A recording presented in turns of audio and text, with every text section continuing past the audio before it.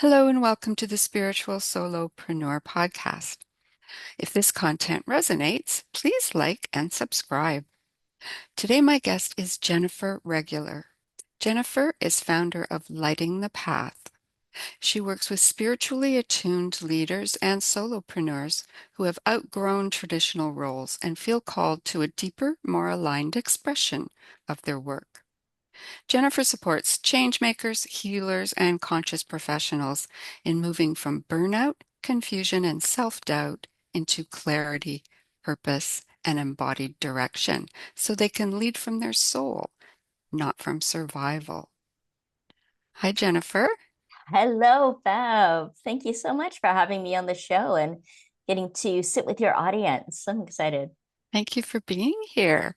I love that idea of lead from your soul rather than leading from survival Yes. because it's so important because entrepreneurs, and I think especially solopreneurs, running a business is an up and down situation, Mhm. and we can find ourselves in that survival mode before we know what's happened. It doesn't have to happen just at the beginning. So I guess I'm wondering, you know, how do we get there? How come we get stuck and how do we get out of it? Yeah, great question. That's going to sum everything up in a nutshell, I There we think. go. We're done. Yeah. Well, you said something really interesting, actually, Bev, and you said how being a solopreneur, being an entrepreneur is an up and down kind of experience. And it is when we're focused externally, when we're focused outside of ourselves and we're trying to live up to framework or meet expectations or perform and fall into productivity and momentum and just keep things going and going and going, when actually it's more of an inside job. It's more inside to outside than up and down. It's more about the inner work becomes the outer mastery, right? Because when we start leading from our essence instead of exhaustion, then it's our energy and passion that keeps us going. And it's also our energy and passion that has the greatest impact, especially for visionaries. It's not so much about what you say and do and how much you're getting done or how much you get to check off your to-do list or how many clients you have or the usual metrics, right? Is am I feeling expansive? Am I feeling fulfilled? Am I staying true to who I am and what I'm feeling called to be in service for? And to feel uplifted by the work. And so we don't get stuck. Sometimes that stuckness is, kind of a misdirection, a misalignment that's like, no, wait, this isn't quite right. Take a moment, step back, reflect, what's not aligned, what's kind of out of place or out of balance. And it could be in any area of your life, not just your business. We don't want to keep compartmentalizing work and life, right? We're talking about spiritual solopreneurs, so we're talking about our life work here. It's all integrated, and really that's what I lead, is the movement into a more integrated higher consciousness model of living. And so that means creating more awareness, more conscious intention about how we're showing up in the world, and to not just survive the world, but to actually start shaping it. Oh, beautiful. So it doesn't have to be up and down, I think, No. is what you're saying. If That's if you're right. doing it from inside, Yeah. it may very well not be. Yeah, because then you're in alignment.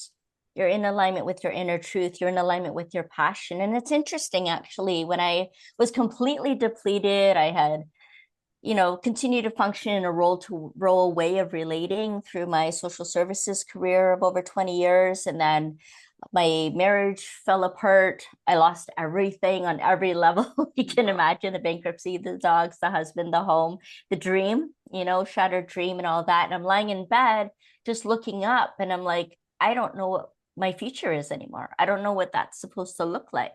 And I've outgrown the past. That didn't quite lead up to the kind of outcome or dream that I thought it might. And then there was like this spark. This is what I mean by that essence and that spark, the truth that's inside of us and is our ultimate protection. Gave me the awareness of what passion could actually mean. Because when you break up the word passion, it's pass I on.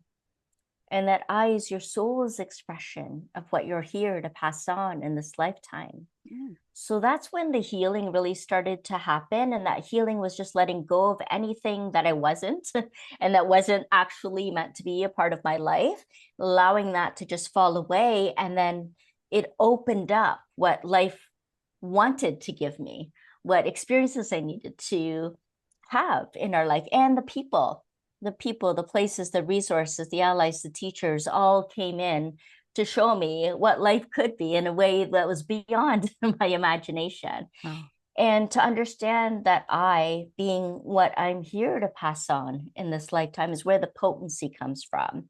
And so, I help people figure out what that I is. There's like the sacred leadership archetypes we go through, or just in conversation and insight to try to explore that. But I think many people already know.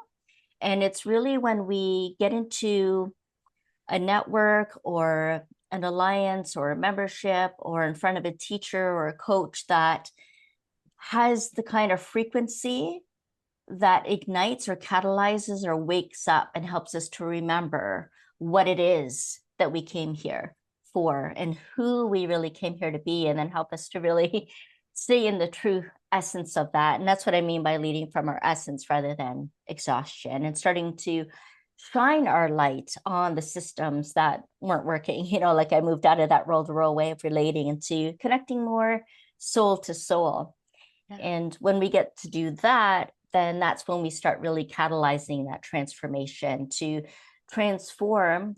So transcending any form that our life, our work, or our essential being had taken before, to move beyond that into a more fuller expression of who we came here to be. Right. And it's important the people we hang around with, Yes, it is. right? And Yeah. hopefully we're being led to those right people. Um, for you, it sounds like you had to kind of go rock bottom. Oh, yeah. Uh, Not kinda, absolutely. I was there, been there, done that. Didn't have the t-shirt on that one. Yeah. But we all don't have to do that, right? No, no. Okay. Yeah, you don't have to lose everything to gain everything. Absolutely not. What's needed is to follow the call.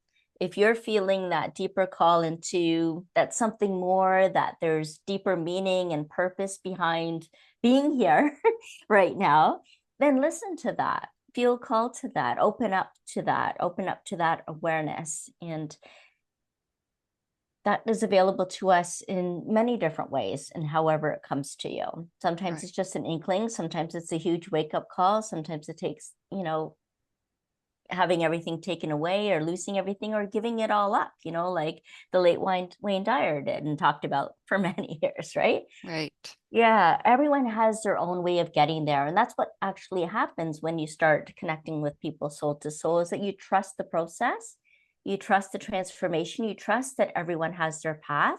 So you're no longer carrying others, responsibility for others. You're no longer carrying what the outcome is supposed to be. So it automatically, naturally, it takes you out of that performance and productivity mode into really focusing on your health and well-being and being fully aligned and fully embodied presence on this planet. And that's what makes the greatest difference without you having to really do anything. Right? Yeah. Yeah. Yeah, because then your light just shines on what's needed to be seen and Like heard. I guess sometimes you do need to get rid of certain things to make room for other things. There's something to be said for that. Yeah. But yeah. Well, we can still have bad days though, right? When Oh, of course. in this sort of a Those are needed too. semi-enlightened Yeah. state. Yeah, yeah. And a lot of people say too, you hear it more and more often these days, is people recognizing that rejection is redirection. Mm, So we're going to face some self-doubt and some hard days and tough times, and we certainly don't want to spiritually bypass those. There's been books written on toxic positivity. So it's more, like I say, allowing for an integrated higher consciousness model of living. And that means taking the good, the bad, and the ugly, and taking all of it and making meaning out of it. yeah. You know what they say, there is no negative and positive. There's no good and bad. It all just is, or it's all good, I think is what is meant there. Yeah, and it's actually on energetically speaking, it's on a Mhm. spectrum as well. So it's like lower level frequencies and energy and higher level frequencies and energy. And then, for example, when I do integrated energy therapy, there's 9 cellular memory areas of the body. And it's not like we're getting rid of the bad stuff like anger and judgment and guilt and shame and all of those things. It's integrating those lower level frequencies with the higher vibration of that. Like forgiveness and spiritual pride and love and the good feelings, the higher frequencies, so that we can operate at a different frequency and attract some different experiences in our life, because everything that we experience leaves an imprint in our cellular memory, and we get to regenerate that. We get to raise the frequency level of that, and that's how we actually break the pattern. Ah, so you mentioned integrated energy therapy. Yes. Can you t talk a little bit more about that? Yeah, it actually, Stephen Thayer, who was an engineer and very much a skeptic and not involved in the spiritual world or the world of angels and spirits at all, suddenly had a channeling from Angel Ariel. And Angel Ariel brought through him this whole system of integrated energy therapy. So those working with those cellular memory areas of the body to get the issues out of our tissues for good, or release the drama I without the like trauma, that. right? That's good. That's good. Yeah, I don't want to feel oversimplification, but really it is that simple, is to work with what's already present and to let that go and to integrate it with those higher levels. So it comes through that. And there's karma that's also related to that. There's also the soul clearings that I do from that. So things that our soul is continued to evolve from and to reconcile, that we get to do that through the soul star clearing. So it's that kind of work, which also led in. So that's more of an energy style work. I also do shamanic work, and I've been in training with that for a couple decades now. And that's really working in non-ordinary reality with our compassionate spirit helpers, we call them, and working to, what I would offer people is like a soul remembrance or a power animal retrieval or a soul retrieval, because many of our soul parts get fragmented Ah, and they're left with different relationships. This is why people who have gone through abuse, and I'm one of them, tend to go back, because it's actually our soul part that's calling us back. It's there's part of us that feels like it's missing. There's part of us, or I don't feel like myself anymore. You hear comments like that from people, and it's probably because parts of our soul have been left in different locations we've lived in, different relationships we've been in, different organizations we may have worked for, and so we call those parts back home to us, and so we integrate that back into the body. So that's soul retrieval. oh, wow. And Could some of these yeah. fragments be from past lives? Yeah, absolutely. Yeah. Mhm. Typically, it's within this lifetime. The souls fragments that we've left in past lives tend to be more gift related. Not like there is soul wounds for sure, but not necessarily parts of ourselves. So sometimes our gifts need to be remembered from previous lifetimes. We kind of get a glimpse of what that looked like, or we're healing soul wounds, not so much retrieving parts of our soul from past lives. That makes Gotcha. sense. Yeah, Yeah. totally. Mhm. That is awesome. So we're talking about vibration and the high and the low. Do you think that, the folks that you work with Mhm. kind of come with a little higher vibration maybe than some others? Do you think that those people were placed here or came here at this time specifically to raise the vibration? Yes. Okay. Yes, yes, yes. And we each have our soul family. So we all have the people that we're here and meant to work with, to walk with, so that we can collectively transform the energy and vibrations of the planet. And spiritual solopreneurs are really the next wave of leaders, right?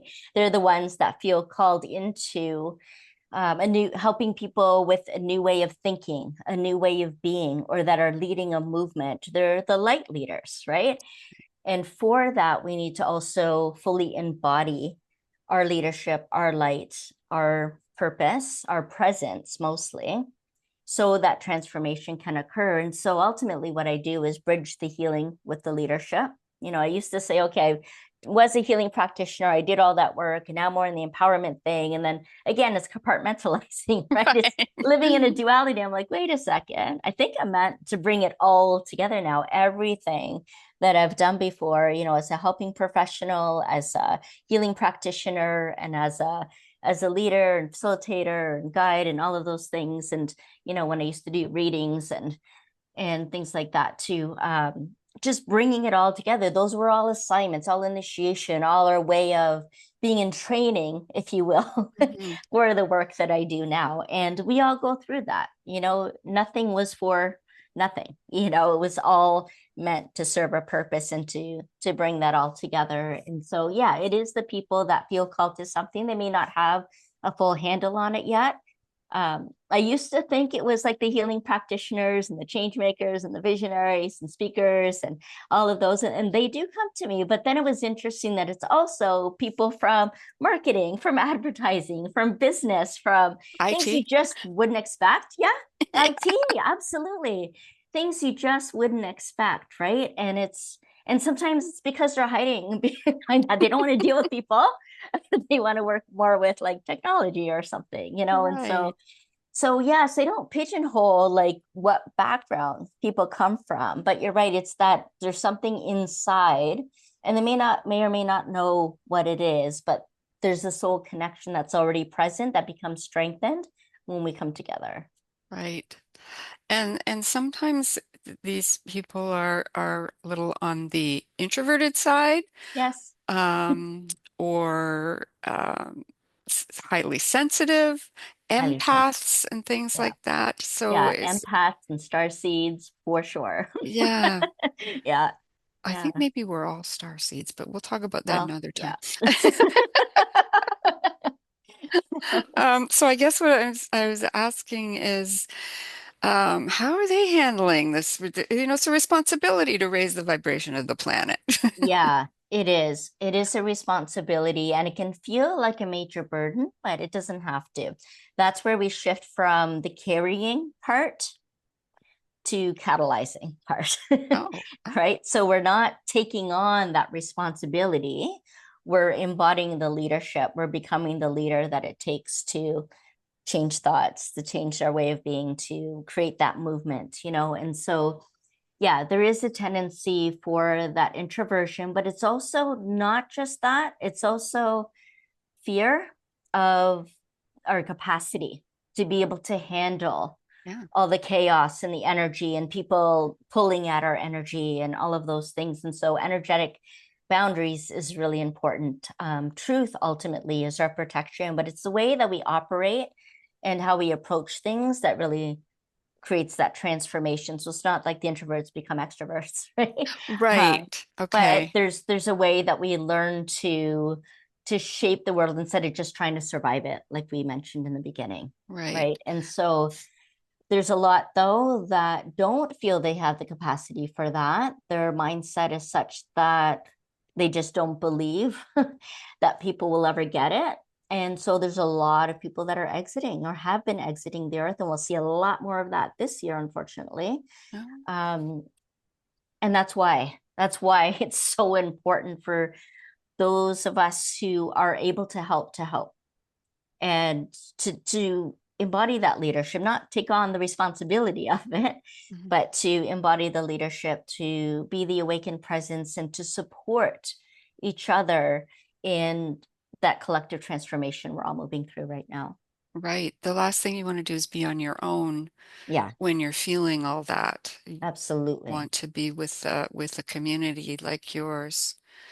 So um w- what message would you like to leave the audience with today? Hmm, good question. You know what?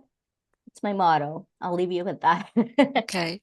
Free your spirit to direct the life that you're meant to live. Free your spirit. Oh, yes, free your Okay. spirit to direct the life that you're meant to live. Okay. So it's not all on me. Get out of your head.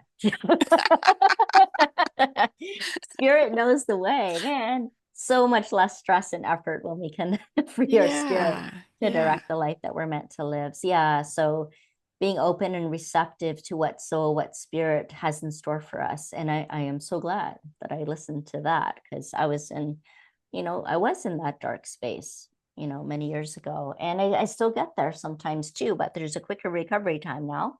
Mm-hmm. Yeah. Mm-hmm. Awesome. And Mhm. can we connect with our own angels, guides, etc., to get Absolutely. hints on this? Yes. I mean, they're the most important team that you want to be able to connect with as well. And the compassionate spirit helpers that you have. So your allies and ancestors and your angels and spirits. Yes, absolutely. You want to be able to connect with them. You call on them. It's so much easier than you think. Detach from the outcome, detach what it's supposed to look like or how you're supposed to feel. Or, many people think they have to be clairvoyant, like be able to see in order to have the experience, and you don't. I learned that I was claircognizant, knowing without knowing how I know. And so I discounted and dismissed a lot of information for many years because I'm like, I don't see it, I don't feel it. Everything just felt kind of normal to me until I realized it wasn't so normal. you know, People receive the information and messages in different ways. Some people will see it on a bus billboard, you know, things like that, or they'll hear things, because you're clairaudient, or you do see and you're clairvoyant. Some people taste like a good taste or a bad taste in their mouth to understand if something is aligned or not so aligned with them. And some people feel, they're more kinesthetic. So, when you walk into a room and you know right away whether you're supposed to be there or not, right? You have that feeling. That's the clairsentient. So there's different channels, there's different ways of receiving the information, but we all can receive the information, no matter what kind of background you have, no matter how connected you think you may or may not be, or what kind of frequency you might be operating at. It's just simply being open and coming from a place of love and not fear or doubt, not being desperate for answers either, because that can also block things. That's where we become more attached to the outcome, and then we are coming from a place of scarcity and fear. So just from a loving place, a genuine intention to connect with your guides, your angels, your ancestors, your allies, on the other side. There's so many of them that are waiting to be called upon, because they have a purpose to serve as well. Yeah. And so you're allowing that and their soul's evolution to take shape when you do, because then they get to share their gifts as well. And so don't be afraid to call out for help, especially if you're an introvert, because you might not want to do that so much externally at first, but then internally, and so that you can fully connect within and become more aligned with your true essence and come from that space, from that alignment. And then you do naturally build the capacity to handle all what's going on out there, become more detached from it. Hmm. Mm-hmm. That sounds good. Mm-hmm. But you don't have to necessarily meditate for 2 hours every morning, do you? I can't do that. I can't either. No, for me, it was actually journeying. It was like journey dance or primal dance movement meditation really supports me in getting tuned in. Um, I would say, like, as early as I can remember in my childhood, I started pulling cards, right? I use oracle cards. So Hmm. that's a good way for me to tune into my intuition. Journaling is extraordinary, especially automatic writing, if you want to do something like that kind of practice. Going and walk in nature. It's just creating space for that reflection, for the information, the wisdom, the insight to enter in. People do breathing exercises. I'm not so great at that either, although I try. Me too. There's so many different ways that we can access the capacity and the insight and the wisdom that's available to us. And you just find your own way to do that. There's no right or wrong way. There's just the way that helps you feel most connected, most loved, and most protected, safe, cherished. We all want to feel safe.